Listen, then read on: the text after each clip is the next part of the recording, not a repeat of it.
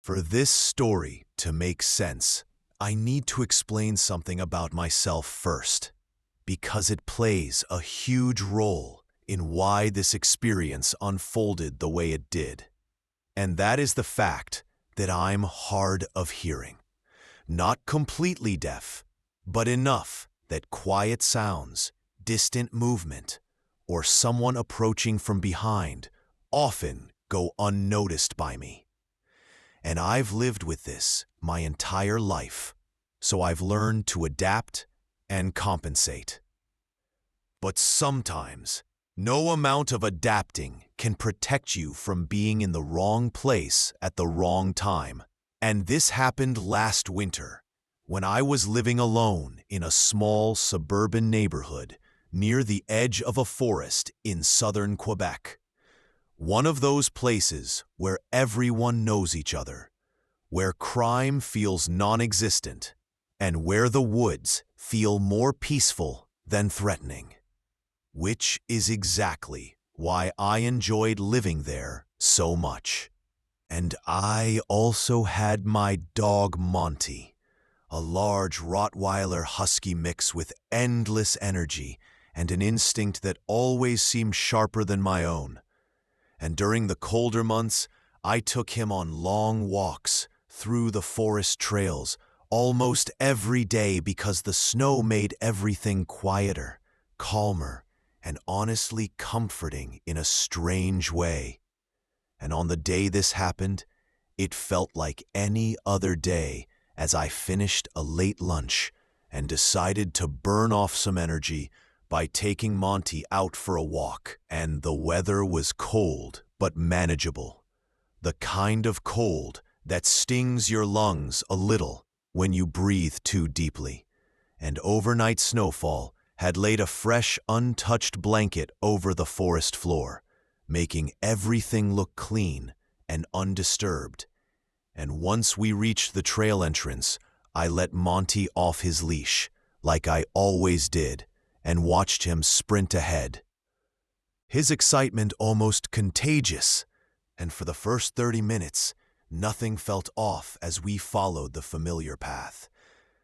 But eventually we reached a fork where one trail was clearly marked with footprints, while the other remained completely untouched.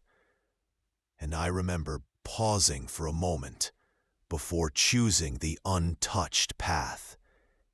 Not because it felt dangerous, but because it felt quiet and empty. And I've always been the type of person who finds comfort in solitude.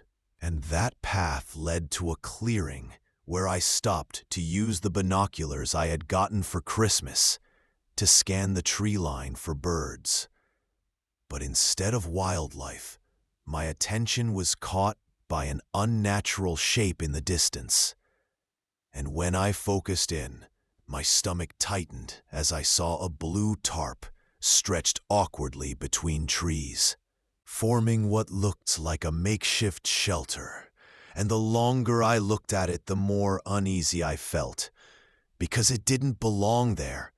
And although curiosity tugged at me, I noticed the light was already beginning to fade, and I didn't want to be in the woods after dark. So I lowered the binoculars and turned back the way we came. But almost immediately, Monty's behavior changed as he stopped running ahead and instead stayed close to my side, sniffing the snow constantly and occasionally glancing back behind us.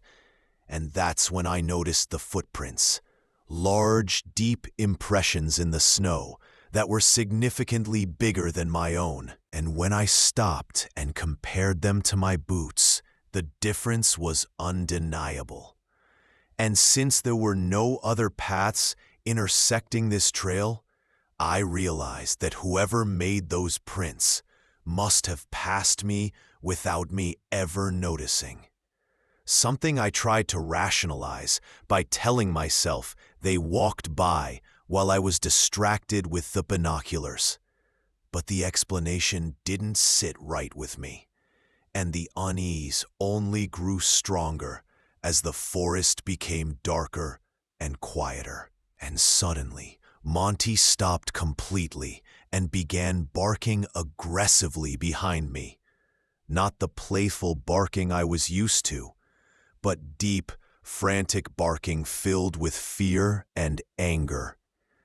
And when I turned around, my breath caught in my throat, because standing less than a meter away from me was a tall man I had never seen before, easily over 6 feet tall, wearing charcoal snow pants and a white camouflage jacket, with his hands buried deep in his pockets. And I hadn't heard a single footstep approaching me, which terrified me more than his sudden appearance. And as Monty snarled and placed himself between us, the man's lips began moving, as if he was speaking to me, but I couldn't hear a word he was saying, and the dim lighting made it impossible to read his lips, and I couldn't tell whether he was speaking English or French. And I felt stupid and vulnerable in that moment as I tried gesturing that I was hard of hearing and that I needed to head home. But he didn't respond or acknowledge me at all. He just stood there staring at me with an expression I still can't properly describe. Not angry, not friendly, just blank. And after what felt like an eternity, I turned and walked away without looking back, forcing myself not to run. And Monty stayed glued to my side until we reached the edge of the forest. And by the time I got home around 4:30, it was already dark. And I tried to convince myself that I was overreacting and that the encounter meant nothing. But that illusion shattered in the middle of the night when I woke up suddenly to Monty licking my hand, something he usually only did in the morning. And when I checked my phone, I saw it was exactly 3:00 a.m., along with a message from my neighbor asking if everything was okay because my dog had been barking nonstop. And that's when I realized Monty wasn't in my room anymore. And when I went downstairs, I found him barking hysterically at the patio door. And as my eyes adjusted and the motion sensor light turned on, my heart dropped into my stomach, because standing just outside the glass was the same man from the forest, staring directly inside. And I didn't hesitate or question anything as I immediately stepped away from the door and texted 911 before running upstairs and locking myself in my bedroom, grabbing the machete I kept under my bed and sitting against the door with Monty beside me, while my heart pounded so loudly I was convinced the man could hear it. And minutes later, Monty suddenly sprang up and began barking violently at the bedroom door as a shadow appeared beneath it, indicating someone was standing just outside. And I sat there frozen, waiting for the handle to turn or the door to burst open, replaying every mistake I had made that day, every sign I had ignored. And those were the longest minutes of my life as I prepared myself for something terrible to happen. But it never did. And when the police finally arrived, they searched the property and found the patio door completely smashed and the backyard gate open, leading directly back into the forest. And they believed the man had escaped that way.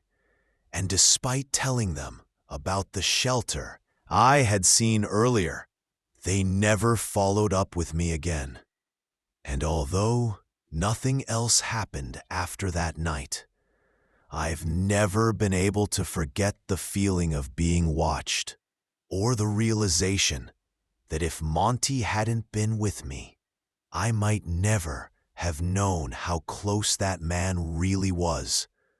And ever since then, I've avoided the forest completely, sticking to busy roads and populated areas, because sometimes the most terrifying things aren't monsters or ghosts, but real people who can follow you silently through the woods and into your life without you ever realizing it, until it's almost too late.